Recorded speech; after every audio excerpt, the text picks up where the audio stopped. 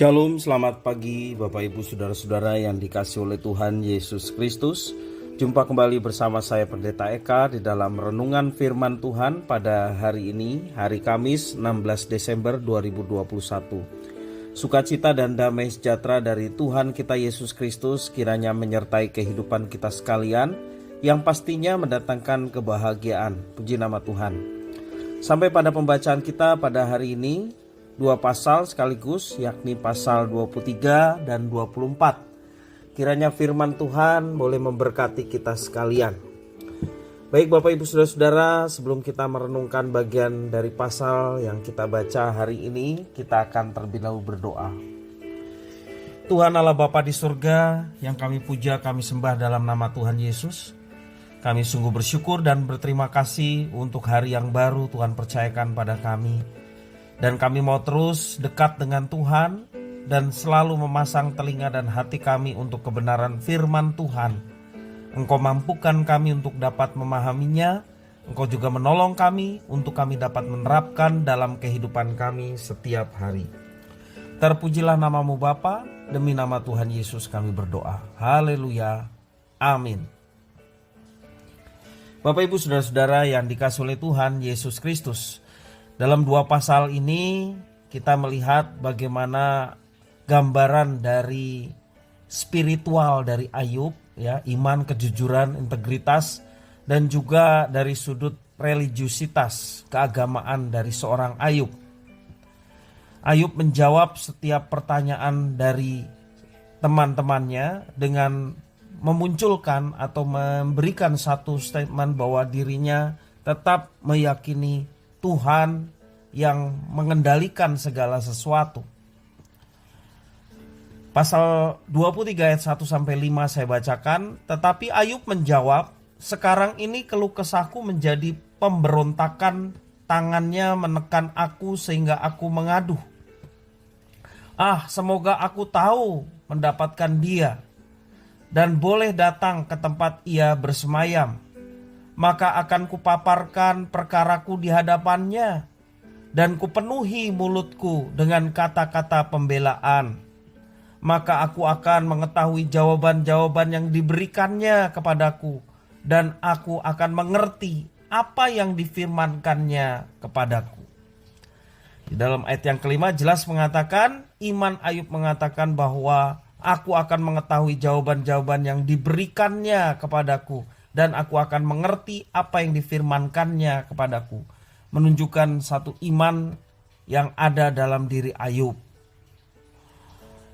Nah Bapak Ibu Saudara-saudara, dalam pasal 23 ini kita menjumpai bahwa Ayub percaya Tuhan berdaulat bahkan atas kondisinya yang tidak menyenangkan atau menderita. Tuhan adil dan tidak berubah, dan ia akan mendengar perkaranya melalui berbagai cobaan berat. Ayub tetap memiliki iman yang kokoh kepada Tuhan yang disembahnya. Dalam baris yang sama, kita melihat bahwa iman Ayub ternyata bukan iman gampangan yang keluar dari buku teks, ya. Kita jumpai bahwa Ayub bergumul dengan misteri Tuhan, sementara ia berpegang pada firman Tuhan. Saya lanjutkan ayat yang ke-6-12 mengatakan, sudikah ia mengadakan perkara dengan aku dalam kemahakuasaannya? Tidak, ia akan menaruh perhatian padaku.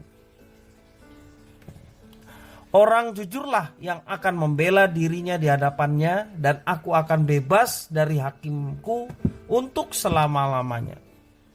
Sesungguhnya kalau aku berjalan ke timur, ia tidak di sana, atau ke barat, tidak kudapati dia. Di utara ku cari dia, ia tidak tampak. Aku berpaling ke selatan, aku tidak melihat dia. Karena ia tahu jalan hidupku, seandainya ia menguji aku akan timbul seperti emas. Kakiku tetap mengikuti jejaknya dan menuruti jalannya yang tidak menyimpang. Perintah dari bibirnya tidak kulanggar, dan dalam sanubariku kusimpan ucapan mulutnya. Bapak Ibu Saudara, di tengah kesulitan yang tidak bisa dipahami oleh Ayub sendiri, Ayub tetap memiliki integritas di hadapan Tuhan. Dia meyakini bahwa Tuhan itu ada dan berdaulat. Dia juga tetap menyandarkan hidupnya kepada Tuhan walaupun di dalam dirinya ada pergumulan pertanyaan yang belum terselesaikan. Ketika Tuhan yang dia kira dikenalnya mengizinkan kejutan-kejutan besar dan kepahitan hidup, dia tetap percaya pada karakter Tuhan yang penuh kasih dan mendatangkan yang baik dalam hidupnya.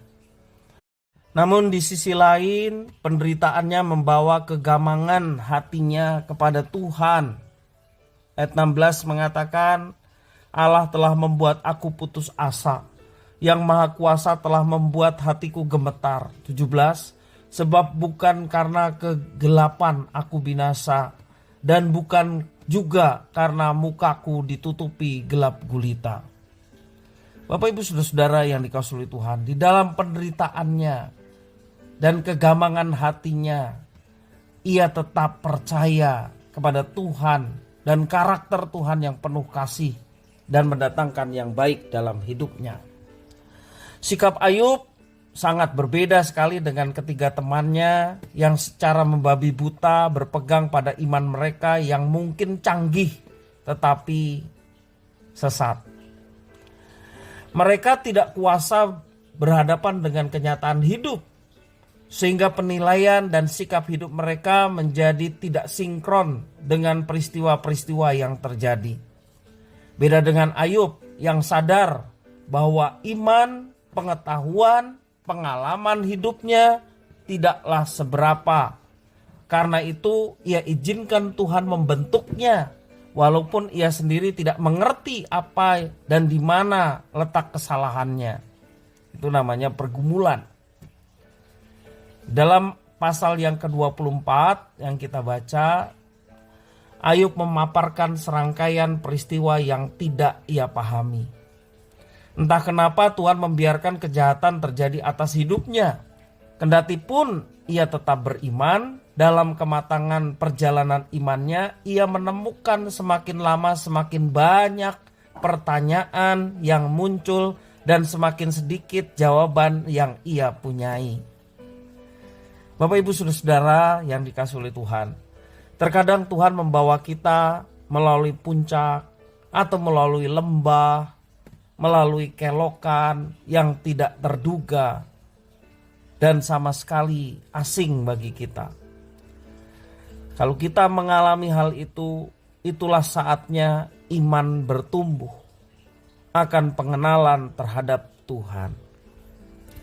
Bapak Ibu Saudara-saudara, seperti yang saya sering doakan, dalam segala hal yang kita lakukan, baik pelayanan bersama-sama dengan umat Tuhan di gereja, atau pelayanan pribadi, ataupun juga aktivitas kita setiap hari, tujuannya adalah supaya kita semakin mengenal pribadi Tuhan yang baik, agung, dan luar biasa. Semakin mengenal Tuhan, semakin tahu apa yang Dia mau. Semakin tahu apa yang Dia tidak mau. Semakin terus belajar apa yang dikehendakinya dan apa yang tidak dikehendakinya. Kalau kita semakin mengenal Tuhan di dalam hidup kita, kita terus berusaha menyenangkan hatinya. Karena memang tujuan itulah Tuhan menebus kita di dalam Kristus Yesus supaya hidup kita menyenangkan hatinya. Bagaimana menyenangkan hatinya? Hidup di dalam firman-Nya dan menerapkan firman-Nya. Itulah yang kita mau lakukan setiap hari. Juga dalam penderitaan seperti Ayub, dalam setiap persoalan, masalah hidup, yang setiap kita tentu saja berbeda-beda. Tapi percayalah semua itu Tuhan izinkan terjadi dalam hidup kita supaya kita bukan menjadi anak-anak yang gampangan, yang cengeng, yang mudah menyerah. Tetapi justru setiap persoalan tantangan hidup, kita mau belajar seperti Ayub. Justru melalui itu semua kita semakin mengenal Tuhan. Dan pengenalan akan Tuhan membawa kita semakin mengandalkan Dia tak kala kita menghadapi masalah, persoalan hidup.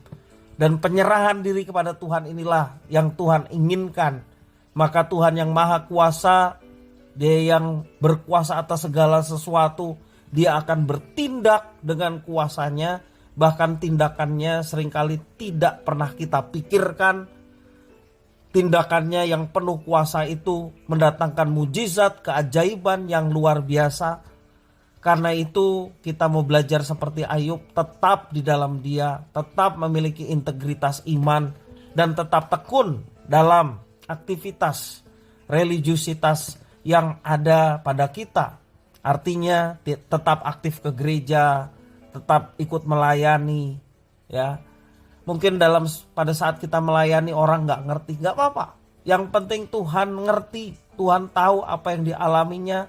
Fokus kita adalah kita mau menyenangkan Dia, fokus kita mau melayani Dia dengan apa yang dipercayakan. Bapak Ibu Saudara, orang-orang seperti ini Tuhan lihat. Dan ketika Tuhan lihat, Dia siap memberkati orang-orang yang dengan tekun, ya, dengan sabar menghadapi segala sesuatu dan tetap giat melayani Tuhan, tetap semangat tanpa sambat. Karena Tuhan memberkati orang-orang yang demikian. Kiranya firman Tuhan ini boleh memberkati kita sekalian. Puji nama Tuhan. Mari kita berdoa. Tuhan Allah Bapa di surga yang kami puja sembah dalam Yesus, kami mengucap syukur atas firman Tuhan. Mampukan kami untuk memiliki iman seperti Ayub. Ditulis dalam kitab suci untuk menjadi teladan iman bagi kami. Berpegang teguh pada Tuhan dalam situasi kondisi apapun. Dan meyakini kedaulatan Tuhan yang akan bisa mengubah segala sesuatu. Dan segala sesuatu pada akhirnya Tuhan mau nyatakan yang baik bagi kami sekalian. Mampukan kami untuk melihat hal itu. Ketika kami dalam persoalan dan tantangan hidup, mampukan kami untuk melihat kebaikan Tuhan yang Tuhan siapkan bagi kami. Sehingga kami tidak mudah mengeluh, kami tidak menyalahkan orang lain, kami tidak menggerutu, ya, ataupun melakukan tindakan-tindakan yang sesungguhnya tidak dikehendaki oleh Tuhan. Tetapi kami tetap meyakini bahwa ada Tuhan menyertai dan mendatangkan yang baik. Terima kasih ya Tuhan atas firman-Mu. Sekali lagi kami mohon Roh Kudus memampukan untuk kami dapat menerapkannya dalam hidup kami. Terpujilah nama-Mu. Demi nama Tuhan Yesus kami berdoa. Amin.